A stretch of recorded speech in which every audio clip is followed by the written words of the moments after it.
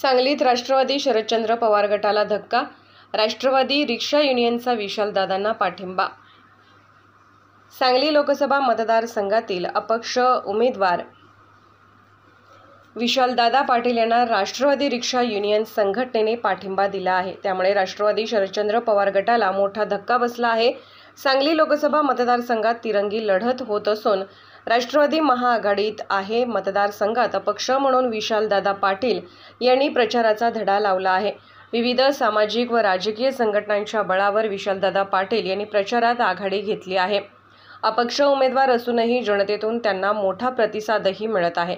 त्यातच आता राष्ट्रवादी रिक्षा युनियनने विशालदादा पाटील यांना पाठिंबा दिल्याने शरदचंद्र पवार गटाला धक्का बसला आहे। पाठिंब्याचे पत्र माजी केंद्रीय मंत्री प्रतीकदादा पाटील यांना देण्यात आले।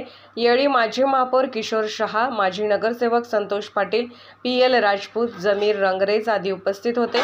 राष्ट्रवादी रिक्षा युनियनचे जिल्हाध्यक्ष रामचंद्र पाटील म्हणाले की जिल्ह्याचा नावलौकिक वाढावा, जनतेवर हुकुमशाही पद्धतीने लाभलेली भाजपची उमेदवारी पराभूत करण्यासाठी विशाल पाटील मैदानात उतरले आहेत। त्यांना राष्ट्रवादी रिक्षा युनियनतर्फे पाठिंबा देत आहोत। आमच्या संघटनेचे 1000हून अधिक सभासद आहेत।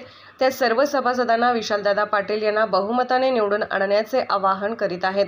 यावेळी जिल्हा उपाध्यक्ष नितीन वाघमारे, कार्याध्यक्ष अजित पाटील, प्रमोद ओवाळे, रमेश सावंत, अमित गाडगे, मुन्नाभाई शेख, बाळू जाधव, साहेब पिरजादे, सागर माने आदी उपस्थित होते।